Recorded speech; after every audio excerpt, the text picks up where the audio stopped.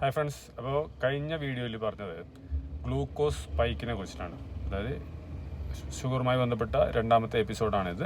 Glucose spike എന്താണെന്ന് വെച്ചെങ്കിൽ നമ്മൾ ഭക്ഷണം കഴിച്ചു കഴിഞ്ഞാൽ നമ്മളുടെ ഭക്ഷണം കഴിക്കുന്നതിന് മുമ്പ് എത്രയാണോ അതിൻ്റെ ലെവലുണ്ടായിരുന്നത് അതിനേക്കാൾ ഒരുപാട് കൂടുതൽ ബ്ലഡിലെ ഷുഗർ ലെവലായിട്ടുണ്ടെങ്കിൽ അതിന് നമ്മൾ ഗ്ലൂക്കോസ് സ്പൈക്ക് ഉണ്ടായി എന്ന് പറയും. അപ്പോൾ അങ്ങനെയുള്ള സ്പൈക്ക് ഉണ്ടാവുക എന്നുള്ളത് ശരീരത്തിന് നല്ലതല്ല.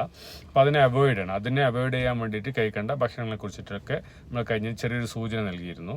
അപ്പോൾ എന്തൊക്കെയാണ് ചെയ്യേണ്ടതെന്ന് വെച്ചെങ്കിൽ ഏതൊക്കെ ഭക്ഷണങ്ങളാണ് ഗ്ലൂക്കോസ് സ്പൈക്ക് ഉണ്ടാക്കുന്നത് ആ ഭക്ഷണങ്ങളെ പരമാവധി എന്ത് ചെയ്യണം, അതിന് മുമ്പായിട്ട്, അത് കാർബോഹൈഡ്രേറ്റ് ഭക്ഷണങ്ങളായിരിക്കും. അപ്പോൾ അതിന് മുമ്പായിട്ട് പരമാവധി കുക്കുംബർ കൊണ്ട് സ്റ്റാർട്ട് ചെയ്യുന്നതായിരിക്കും ഒന്നുകൂടി നല്ലത്. രണ്ടാമത് വിനിഗർ ആഡഡ് ആയിട്ടുള്ള ഫുഡ് കഴിക്കുന്നുണ്ടെങ്കിൽ വളരെ നല്ലതെന്ന് പറയുന്നുണ്ട്.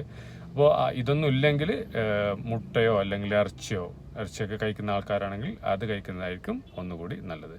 അപ്പോൾ അടുത്ത വീഡിയോയിൽ കാണാം.